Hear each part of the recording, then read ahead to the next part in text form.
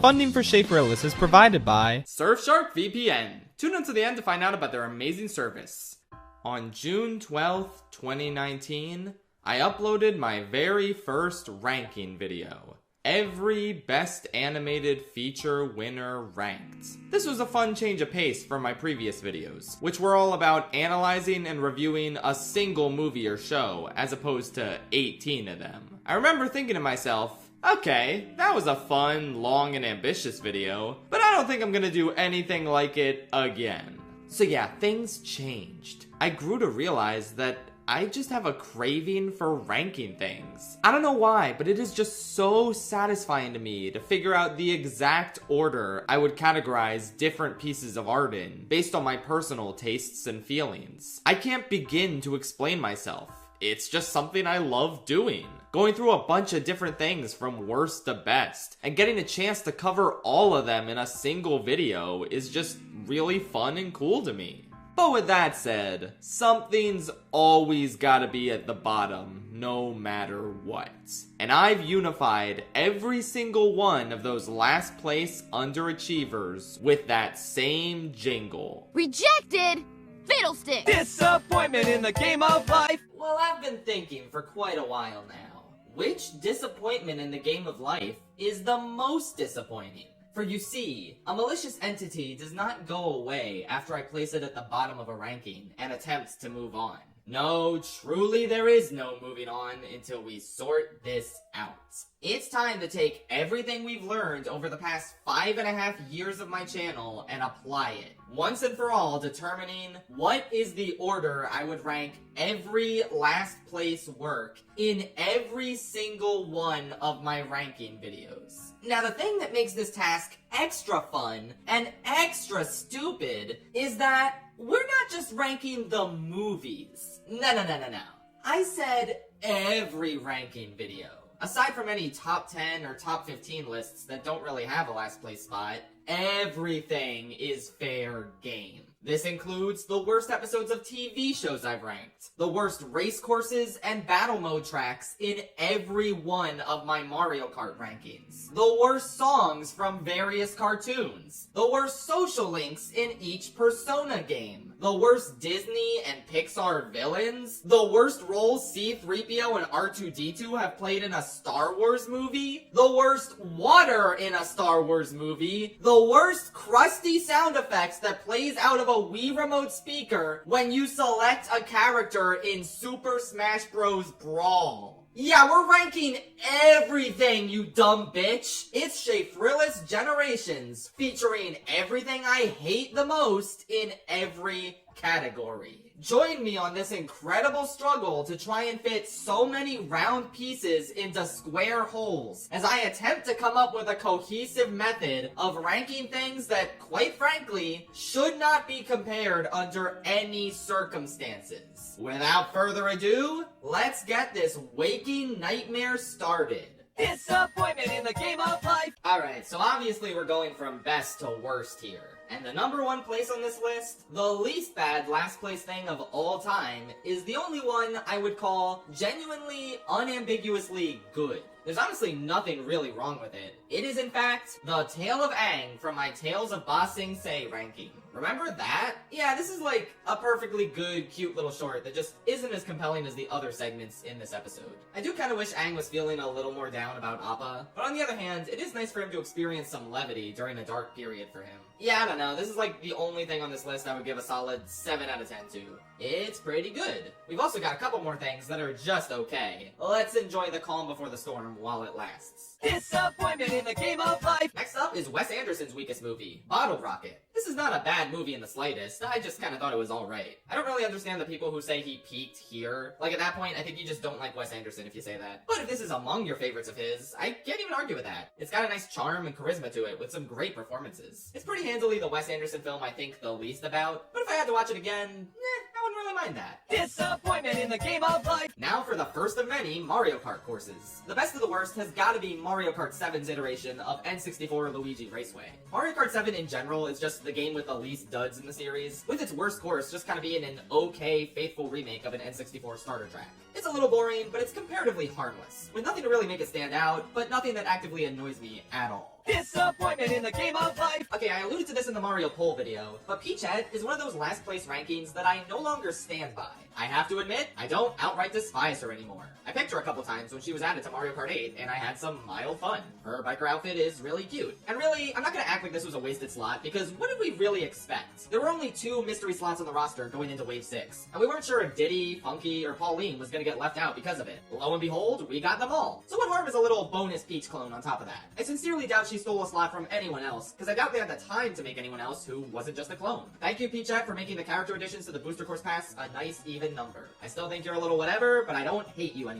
I've grown as a person. Disappointment in the game of life. Continuing the trend of completely inoffensive things that just don't spark too much joy or excitement in me, we have C-3PO's role in The Force Awakens. This is such a great video. I'm like talking about movies and then Mario Kart shit, and then suddenly we are talking about the way a character was used in a movie and trying to compare that to all this other stuff. Yeah, so like, 3PO was just kind of underused in the movie, but I wouldn't say he was used poorly. There was just a lot going on, and he didn't really have a chance to pop up too much more. He was fine in this movie. I almost didn't recognize him because of the red arm. Disappointment in the game of life. Oh boy, our first battle mode course in Mario Kart. Yep, I'm including all the battle mode courses for the exact reason you think. Double Dash's Tilt-A-Kart is pretty decent. Just not really a go-to course for me compared to the others in this mode. I don't know, man, we're gonna be talking about a lot of these, so buckle up. Disappointment in the game of life. Alright, we're still in okay territory. Just remember that. Next up is the weakest Smiling Friends episode, Mr. President. I'm honestly surprised I got some pushback for saying this one was the weakest. Like, I thought that was the general consensus. I think it's probably because a lot of people liked the President character, which is valid, but he wasn't my thing personally.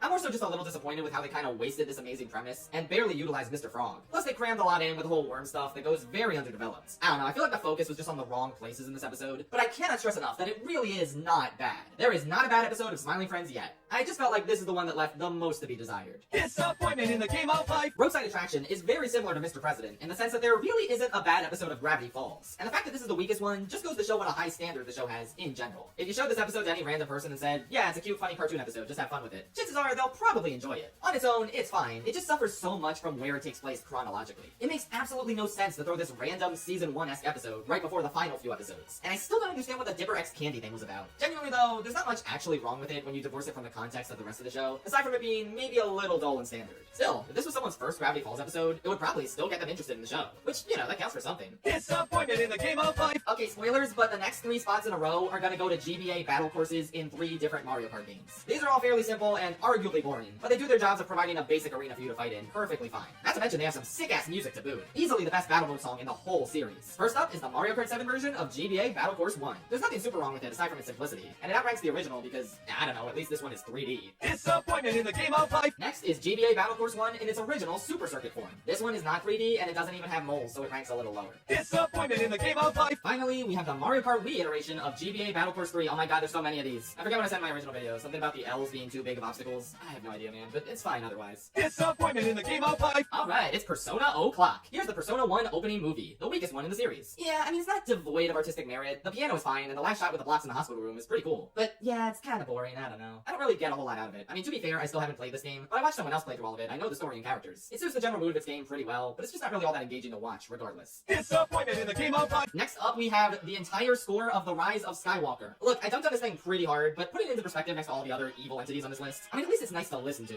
It's annoying when you're watching the film and you hear Palpatine's theme for the 50th time instead of something original, but I mean, I like Palpatine's theme. This film is a greatest hits medley of bits from the previous scores, and they're not used in the most sensical of ways, but damn it, at least those compositions are good. And to be totally fair, I do like some of the original compositions in this film. The celebration music towards the end is actually pretty good, and not derivative. It really just goes to show you that even one of the worst John Williams scores I've ever heard in my life is some solid shit. Leaps and bounds ahead of some of the garbage we're gonna get into. Disappointment in the game of life. Okay, so we talked about a lot of movie and video game stuff with substance. Now we get to go over what I think is one of the funniest inclusions in this ranking. Donkey Kong's Wii Remote sound in Brawl. So why do I like this less than the Rise of Skywalker's score and the President episode of Smiling Friends? I don't know, it's kind of an inoffensive little grunt. But it annoys me because it basically tells you nothing about Donkey Kong. What you eating? Want a bite? Sure. I swear, I don't get anything out of this. And you could have easily thrown in a bongo sound effect or something. He's a character with a lot of personality, and this is just such a nothing little noise. So that's why I like this 1 second grunt less than an entire misguided movie score. At least there are some good bits of the Rise of Skywalker's music. But can you pick out any good bits of Donkey Kong's 1 second grunt? Yeah, I didn't think so. Disappointment in the game of life. Now for the worst battle map in Mario Kart 8. Deluxe. Lunar Colony isn't a terrible map to battle on, but it's just got way too many craters that mess up the trajectory of your items to be all that fun. Oh, but you can trick off of them! Yeah, but like, why do I need to trick if I'm not in a race? Is that little speed boost really gonna make that much of a difference? Who am I impressing by tricking off of the craters in Lunar Colony? Oh well, not terrible, but not impressive, whatever, moving on. Disappointment in the game of life. Okay, I'm not gonna be biased by the fact that Mario Kart 64 to this day has the best battle mode in the series. That will not sway me from acknowledging the shortcomings of Big Donut. Battle maps should not be a circle with no way to quickly get from one side to the other. Otherwise, that's how you get— No, we're not getting into that yet.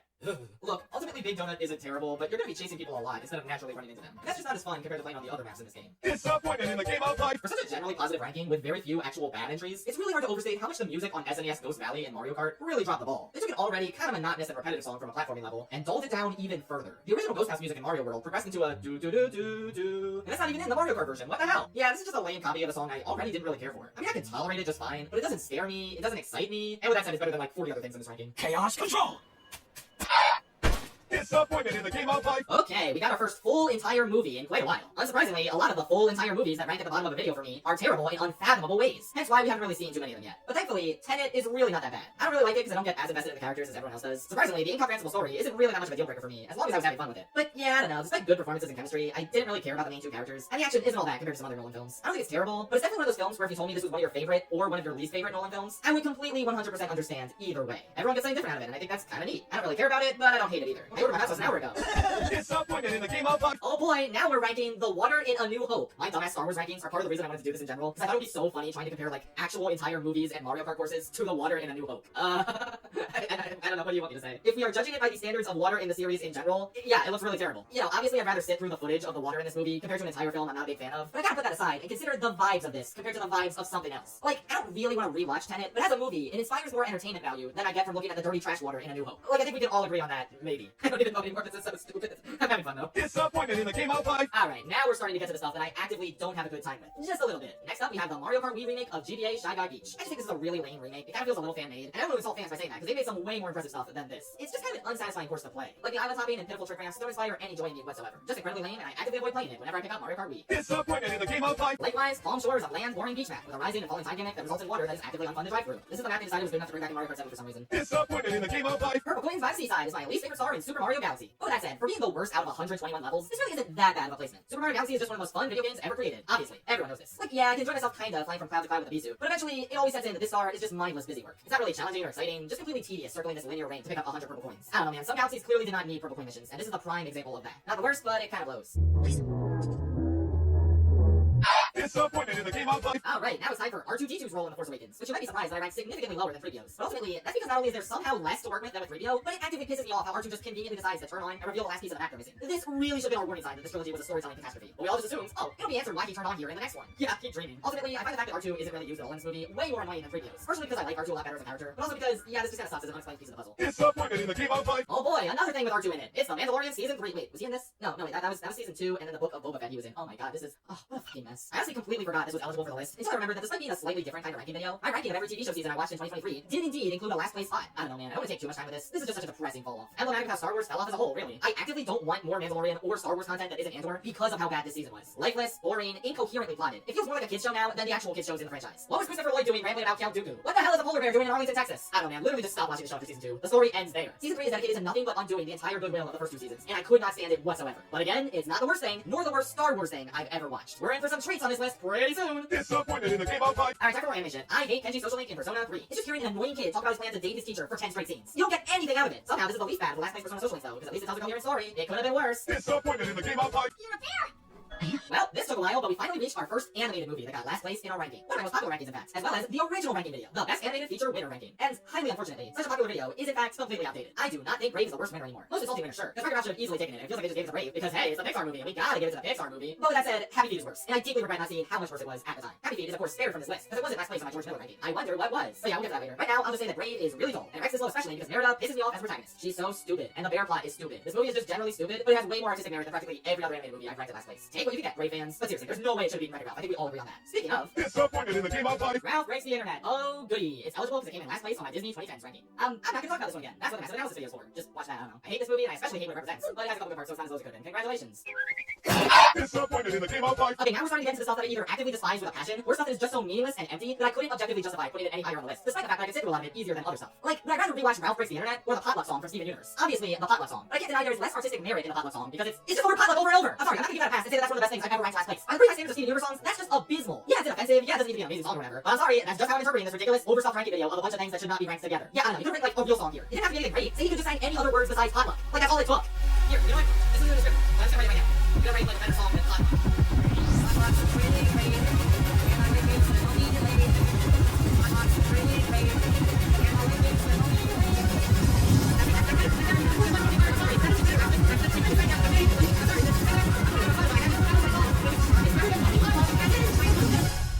I kind of like her singing voice though. It's nice how off-key and natural it is. But yeah, sorry Steven Universe fans, there's no defending potluck. Alright, now would be a good time for a sponsor bit. And I know what you're thinking. Time for the finale to the Shake Roller Sandwich 6? No, not yet. We're saving that for the end. But yeah, with that said,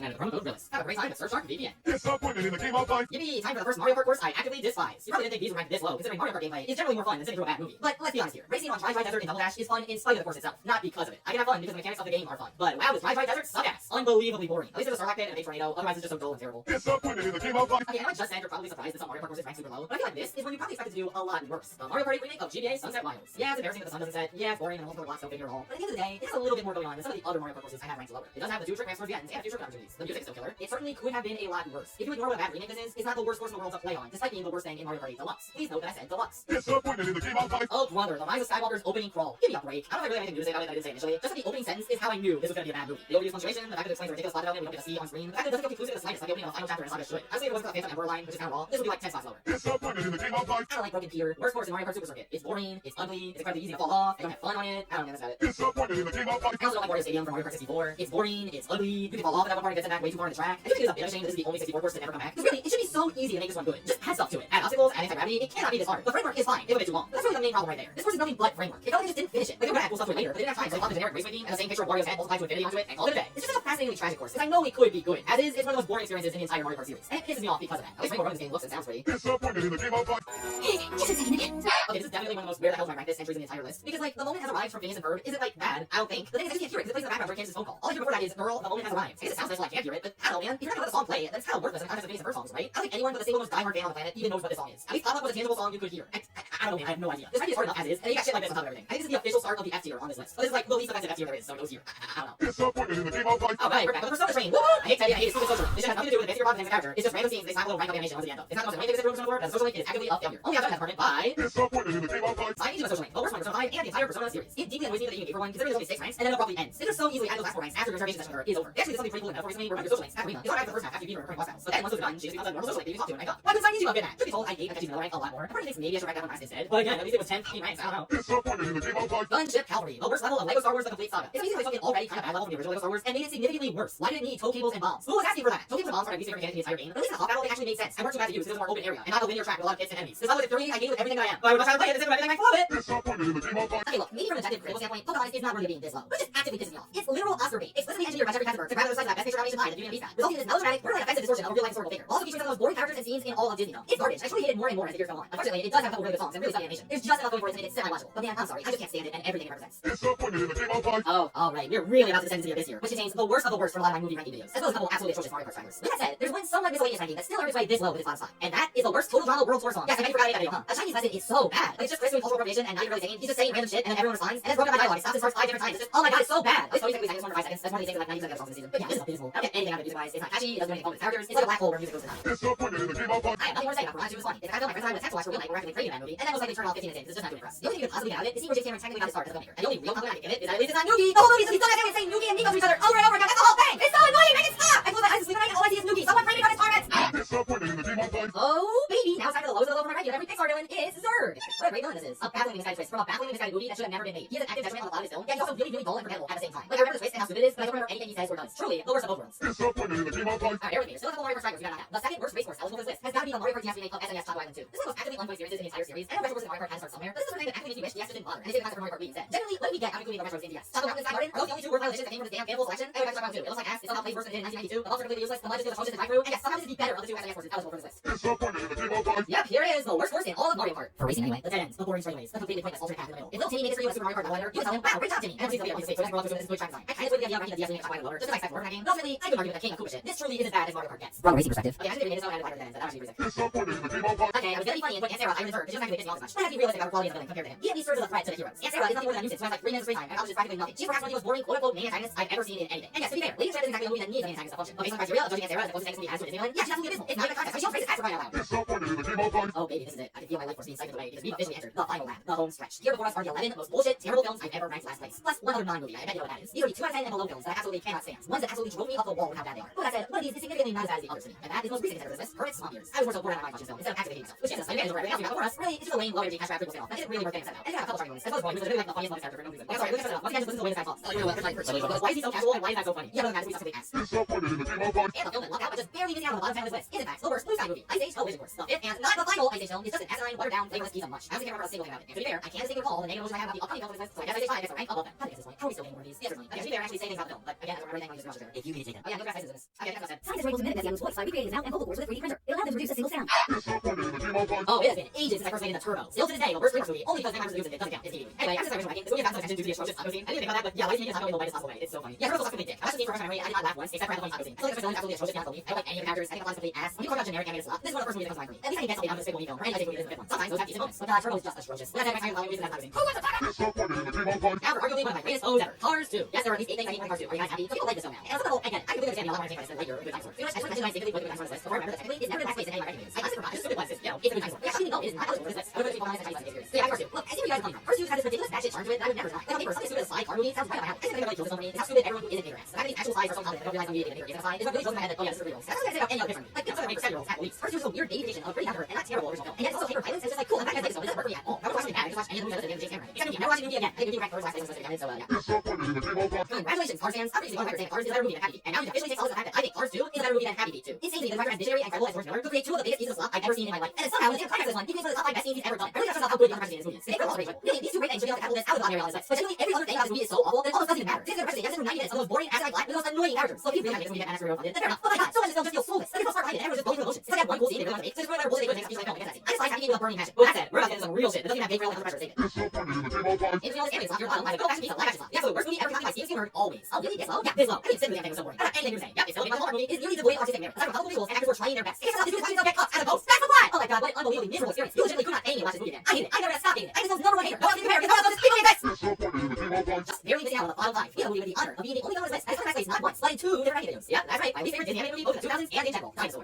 Again, people like this movie or whatever. That's nice. That's what I didn't say. I can't bring myself to muster anything positive about it besides the opening, the score, and climbing the 4 out of 10 villain and the absolute worst in Disney history. This movie just drains me. I'm rather one of I guess. Sounds like movies that I don't think have any fans. The absolute worst of the worst. Cancer of the crop. Borderline irredeemable garbage that I loathe more than most people could possibly imagine. Yeah, we're in that territory now. Buckle the fuck up. Disappointed in the game of life. You know, whenever I see Disney Steelbooks and Barnes & Noble, really listen to movies playing for Disney every year. I almost forget it exists. I think, wow, it is so consistent as I look at ones. Which makes it mercy. Like, my brain physically cannot comprehend the idea that You're Within the Witch is not only a Ghibli movie, but that it exists at all. I think a big part of that is the fact that we're now comfortably slot in as the most basic Ghibli film. You're eradicating your way from memory entirely. And that's probably the best, because I simply cannot fathom this film. Why does it look like that? Why are the 2 main characters some of the most stable I've ever seen in an animated film? Why does the story just stop without actually having a worthwhile and logical ending? You're Within the Witch is detestable. It offends me on a personal level. And the reason is, how do they not alone in that? It's hard to think of a more universally despised animated film from a major studio. And especially not such a universally beloved one as Ghibli. The cherry on top of all this is that this was the first Ghibli film in 6 years. So before we knew for a fact when they were coming out, I think most of us would Ghibli just stay dead. This is no damn way to live, man. How do you live after being in this studio? I don't understand. If we never get another Ghibli film again, that's okay. Because now we have a real finale for the studio. This movie and everything it stands for. Disappointed in the game of life. On paper, it was probably a surprise for Ghibli Studios to have slot this long list. But there are really things rankings where you knew this was going to be down here, even if you forgot which movie I ranked in last place on it. Time for the worst of the Disney directed DVD sequels. Oh baby, The Hunchback of Notre Dame 2. Okay, I'll admit, I might hate Bell's World a little bit more now. Like, that's the Master Roach. Yeah, Roach is not funny. First I forgot that a lot. Other than that, I mean, practically worthless. It offers literally nothing that was good about the original Hunchback. It's got a stupid plot, it was absolutely atrocious. The songs are terrible. I mean, come on, show a line with a bit of fucking decency and self-respect. This movie is devoid of any of that. It is maddeningly insufferable. Yeah, other than that, borderline unwatchable garbage. You know what? The director did try to spin around and write the line in 1.5 years later. So that's like, Disappointed in the game of life. congratulations, there's now a G tier. Oh, really, Shane? You genuinely think playing the Wii U battle of Mario Party on NCT World Tour Turnlight is worse than The Hunchback of Notre Dame 2 and You're Within the Witch? Yes, I genuinely do. It's hard to think of a time where I actively hated myself more than when I was playing the Wii U battle of Mario Party on NCT World Tour Turnlight. This is actually one of the worst gaming experiences I've ever had. Who are the sick, twisted lunatics who play tested and approved this? I love footage of this by myself. I've never in a million years touched it again as long as I live. And literally in the first 20 seconds of this video I found BBC Code instantly pro reshell and then have it ricochet off the shot and hit him square in the face. Yes, maybe you should have thrown it right then and there, but that's not the point. The point is that it's going to be practically impossible to take your opponents down, because how are you possibly going to hit them with all of these cars and trucks moving around? I consider the fighters on Lunar Colony to be an undesirable obstacle for the sake of battling. Do you think a goddamn truck is any better? The Wii U battle in general, but specifically NCT World Tour Turnlight with it, has truly flabbergasted me for the better part of a year now. In my opinion, this is on the same level of bafflingly miscalculated design as the battle system in Paper Mario Superstar. It is beyond miserable, truly irredeemable, with absolutely nothing to enjoy about it. And you'll be saying, oh come on, it's Mario Kart. Mario Kart ain't that bad. Surely even the worst experience Mario Kart has to offer is at least a little bit more fun than all these terrible movies. No, you are there. Statistically speaking, you probably have never even played this mode since it's stuck on the Wii U, as it should be. You don't get to review my points about this if you never gave it a try. It is genuinely, without compare, such a heinously bad time that I could never, under good conscience, recommend it to anyone. It gives me no pleasure whatsoever. As a matter of fact, I could go through the last couple movies and specifically have at least one comment I have for each of them in order to really drill into your soul that yes, I have thought about each and every one of them and determined that they are all a more worthwhile use of my time than playing the Wii U battle mode of Mario Kart 8 on N64 so it's perfect. Are you ready?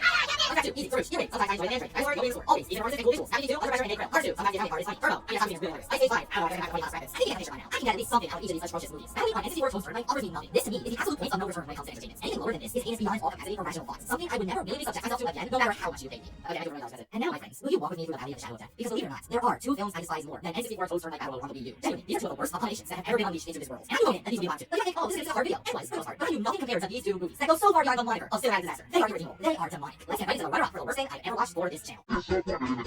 Friends, before we continue on, I just want to thank you all for joining me on this hysterical, torturous journey. I appreciate you standing by me, that across all of my demons that have been haunting me for years now. We're almost through to the other side, but before we can get there, we have to endure the absolute lowest of the low. The two films that managed to transcend abyss fiction through their sheer awfulness. Without further ado, the runner-up for the worst thing I have ever ranked last place in any of my videos is Hop. Elimination in this video is really not that bad on average. Their movies are white noise, offering very little actually offended by when it comes to their quality or lack thereof. Hop is something else entirely. Hop is as if Satan and Genghis Khan had a baby, who was then baptized by Jeffrey Dahmer, raised by Charles Manson, babysat by Ted Bundy, taught by Benito Mussolini, fell in love with Courtney Alba, and then unleashed onto a wholly unfamiliar world who had not an inkling of the horrors that lay within. This is an unconscionable stain on the art of filmmaking and the human race as a whole. And I'm going to just like my elimination rating. I don't have it in me to relive its horrors. You think that movie this heinous and the way of anything good would have been a shoot-it for the bottom slot to end all bottom slots. But no, it's not. You might assume that I had a difficult time determining what the absolute worst thing I've ever covered in a ranking video could possibly be. But I'm gonna be perfectly frank, it wasn't even a contest. I knew immediately that nothing was going to top this. For all of its malaise and malice, for all the ways I thoroughly loathed its full capacity for rational thoughts, I can give Hop this one thing. It is indeed a movie. You cannot say this about the bottom slot on this list. The most depraved abomination to ever spawn out of a film studio. A vile creation so bad that I don't even think G tier accurately captures my thoughts and feelings. This shit belongs in H tier. If ever there was anything on the planet that I would give a 0 out of 10 score to, this would be it. I'm speaking, of course, about the one and only Surf's Up to Rave Mania. Like I said, this was one of the easiest decisions of my life. This every piece of WWE corporate stock literally only exists to supplement or bits of these real life wrestlers. In doing so, Sony's monopolized the Surf's Up IP, not only not desiring to do a personal story for artistic reasons, but amazingly, not even serving as a cash grab meant to appeal to the original film's fans. This is a Surf's Up movie solely because Sony takes the original film off the shelf, said, hey, this is about Surf Machine Sport, so anything we can is perfect. And then going from there, it was made for absolutely nobody except WWE shareholders and the ego of Vince McMahon. Let me put it to you this way. At least Mega Man vs. the Doom Syndicate was conceived, greenlit, and written with the intent to appeal to Mega Man fans. They went about it very poorly, but at least it inarguably was meant to expand the Mega Man series first and foremost. Surf's Up 2 is not the same thing. Not by a long shot. You do not know true pain, true fury, true despair until you have to endure even 1 minute of this abhorrent nightmare. It is beyond irredeemable, and by far the worst thing I've ever been forced to endure for this channel. Let me put you another name, Artemis Fowl is my least favorite movie of all time, mainly because of how thoroughly it butchers a book and have fond nostalgic memories of. On top of how unpleasant, incompetence, and unengaging it is by its own merits. Yes, I do consider it to be my least favorite film. But from a quality perspective, objectively speaking, Surf's Up 2 is worse, way worse than that. Genuinely, it is impossible to film something that even compares to its sheer awfulness. And some of the only movies I watch my friends on TV are technically worse, but they come from a dear place of misguided but admirable passion. On top of having some funny ones, I have severe allergic reaction to how horrible beauty was, but I would trade the memory of watching it for the first time with my friends for anything in the world. Nothing Surf's Up 2 Mania has ever done or will ever do will ever inspire a single positive feeling in me. I can joke around with my friends about how bizarre and offensive Hop is, and I can appreciate that suffering together with someone playing a Wii U battle in Mario Kart. The same is not true for Surf's Up 2. It is everything wrong with the entertainment industry and then some. I loathe it more than words would possibly express. It is my greatest foe. That one vile creature I will never shake the sight of for as long as I live. It has permanently ruined my life, and didn't even arrive at being hilariously bad and memorable. It added nothing to my life. It only took away. That's all it does. It just takes and takes and takes until you have nothing left. No reason to keep going except for the vague promise that if you get through this wave of society as we know it, then you'll finally get to watch Spider-Verse at the end of this ranking video. Was it worth it? No, it really wasn't. I hate Surf's Up 2 more than I love Spider-Man Into the Spider-Verse. My heart is blackened, filled with nothing but hatred for this android piece of corporate slop. I will never truly be content knowing evil such as this exists in the world. All I know is pain and suffering, and this would not be the case had it not been for Surf's Up 2, the worst thing I've ever ranked. Oh my god, why is that dying? Well, that was exhausting ordeal, but we came out of it on the other end, and we shall be rewarded for our efforts. It is now finally time for the Shake for the Sandwich Sticks to conclude. At long last! I was thinking long about the last ingredient of sandwich cheese. And I think I finally figured it out. Great bowling. That's not really the ending of this video. I started going on. Anyways, if you never just sit right there. Let me grab it. Maybe we should all have for pizza instead. And that's the Shake for the Sandwich Sticks. Next week is dessert. I'll see you guys again. I'm gonna go see now. I'm gonna do like 2 weeks. I'm such a well, you know, I'm gonna be years old. But I'm having more stuff next year. I'm doing more videos for realsies. I'm talking about easy research to the channel. And I'm talking about really smart doing it now. I'm gonna have 80. I'm gonna make some truly epic musical videos. Yes, I'm gonna do something animation is cinema. And the best research on I've never done a video less. Let's go ahead. This is actually now obscure. Let's try it though. So I'm gonna you guys. Any more about Disney stuff? I'm gonna try one of the videos on recommendation on obscure and don't show what's in there. This is the end of the year, baby. I'm for your new week. I'm gonna do everything I can on the rich on these dates. I'm gonna have a video next year and I'll help work out for 2. See you next year. Or rather, I'll talk about and that's it.